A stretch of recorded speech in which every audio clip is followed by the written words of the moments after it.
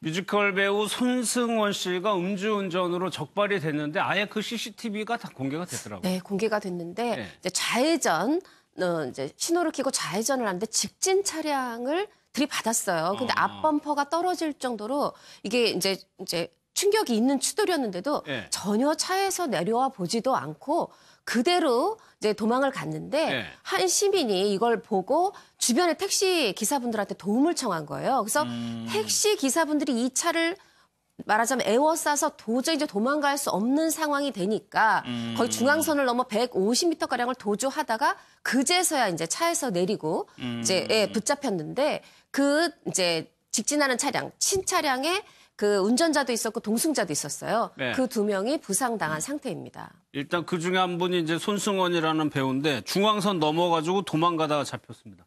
그런데 음주운전이 이게 처음이 아니에요. 세 번째요, 세 번째. 네. 이게 문제가 심각하죠, 사실은. 그러니까 이번에도 만취 상태로 원래 불법 좌회전이고 좌회전하면 안 되는 곳에 좌회전했어요. 그 10차로나 되니까 엄청나게 넓은 길이에요.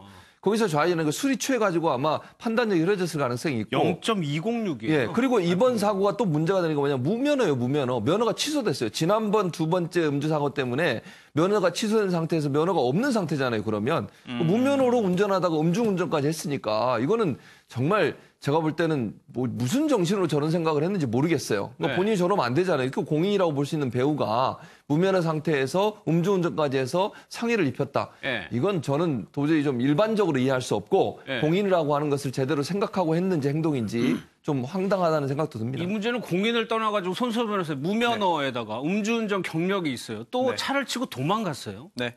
이 도주에 대해서는 본인은 아직 좀 부인하고 있죠. 아, 그래요? 네, 도주는 아니다라고 말을 하고 있습니다. 하지만 뭐 이게 150m가량을 운전했기 때문에 네. 도주의 고의로 도주했다고 인정될 가능성도 충분히 있어 보여요. 이거는 목격자가 있는 거니까. 그렇습니다. 네. 네. 그래서 본인이 아니라고 하지만 법적으로는 도주로 인정될 가능성이 상당히 있어 보이고요. 네. 좀 전에 그 앵커가 그 지적한 그런 부분들이 다 인정된다면 상당한 그런 처벌이 가능하고 또 하나는 구속 여부입니다. 일단 그렇죠. 지금 구속 지금은 일단 석방된 상태예요. 지금 풀려나왔어요. 그런데 아직 경찰이 이제 구속영장을 신청할 그런 그 예정이라고 하는데 구속되려면은 죄질이 얼마나 무거운지를 봐야 되고요. 또 도주나 그 증거인멸의 염려도 봐야 돼요. 그런데 지금 좀 전에 말씀하신 대로 지적하신 대로 상당한 수준의 처벌이 예상된다면 네. 이게 엄벌이 예상되는 거잖아요. 그러면은 네. 그게 곧 도주로도 연결될 수가 있습니다. 내가 그냥 가만히 있다가는 큰 뭐 이제 벌을 받을 수 있기 때문에 일단 도주하려는 그런 염려가 있는 데 수가 있어요. 네. 그렇다면은 구속 가능성이 다른 일반적인 사건보다 더 높다고 볼 수 있겠죠. 예. 그리고 황민 씨 생각해보면 황민 씨가 0.106이었어요. 104였어요.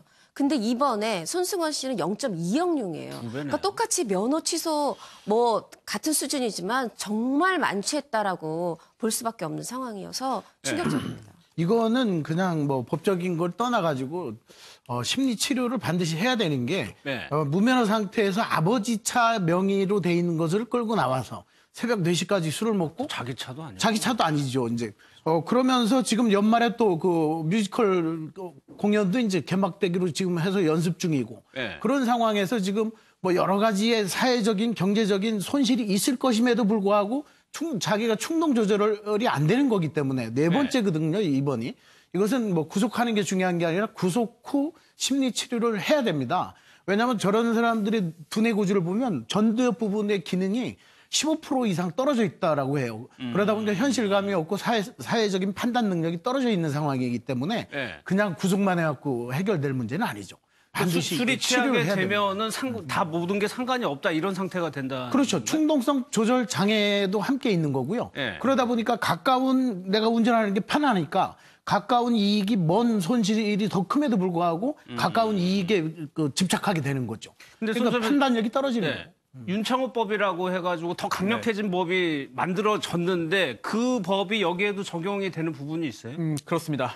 이제 법이 개정되고 시행 중이죠. 이게 법이 시행 중인 상황에서 그 벌어진 일이고 그리고 행위한 것이기 때문에 충분히 적용 가능한 거죠.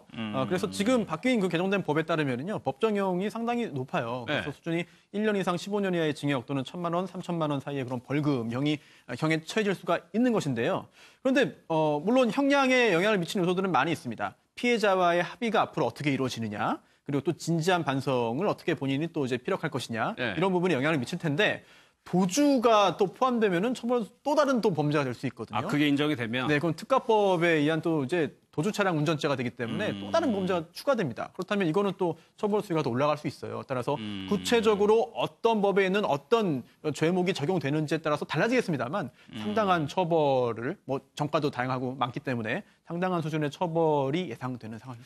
근데 홍 기자님, 이 같이 동승자가 있었는데 그 사람도 뮤지컬 배우예요? 맞습니다. 그 동승자가 있었는데 정희라는 배우인데 네. 이 정희 씨는 지금 손승원 씨하고도 뮤지컬을 하나 하고 있고 또 다른 뮤지컬도 또 해요.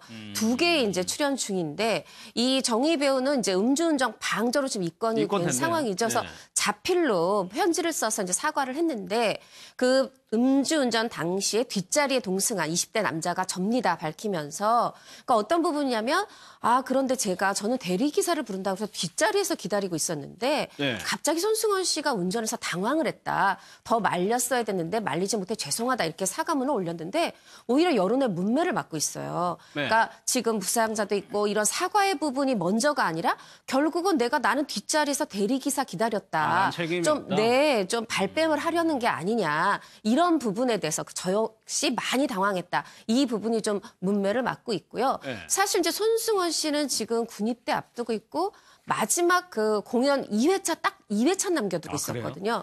그리고 사실 손승원 씨가 또 모르시는 분들 뮤지컬 배우 쪽이라서 모르실 수도 있지만 오만석 씨랑 공동 주연할 만큼 젊은데도 젊은 나이에 굉장히 이제 뮤지컬계에서는 뭐 실력도 있고 잘생기고 해서 네, 뮤지컬계의 아이돌이에요. 그런 상황인데 이제 남은 두 회는 다 당연히 하차를 시켰죠. 그리고 이 사람만 하차를 시킨 게 아니라 그 두 회차는 전면 취소가 됐어요.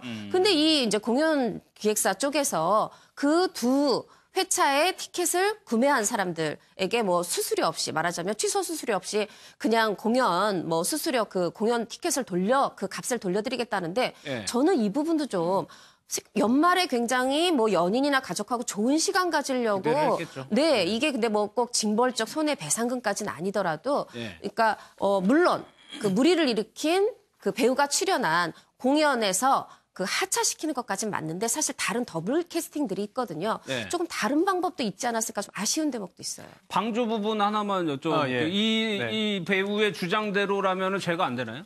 이게 굉장히 흥미로운 부분인데요. 네. 지금 음주운전 차량에 동승했다는 거잖아요. 탑승에 있었습니다. 근데 그렇다고 해서 무조건 음주운전에 대한 방조죄가 되는 건 아니에요. 이 범죄에 대한 방조라는 게 물질적으로, 물리적으로 또는 정신적으로 그 범죄를 하도록 도움을 줘야 됩니다. 따라서 예를 들어 이 정도면 괜찮아라고 하고 자동차 키를 건네주거나 아니면 빨리 괜찮으니까 가자 하고 문을 열거나 아니면 뭐 이제 이 정도면 안 취했어라고 이렇게 말을 해주거나 이런 경우에는 방조죄가 되는데 지금 해명대로 보자면은 대리운전기사를 부르겠다고 해서 차에 탑승해서 기다리고 있었다는 거잖아요. 네. 그렇다면 음주운전에 대한 그런 여러 가지 그런 도움을 주지는 않은 거예요. 네. 본인도 갑자기 당황했다 이런 해명을 하고 있는데 이 해명이 사실이라면은 음주운전 방조죄로 처벌받지 않을 것으로 보입니다. 굉장히 해명은 굉장히 잘한 것 같아요. 네.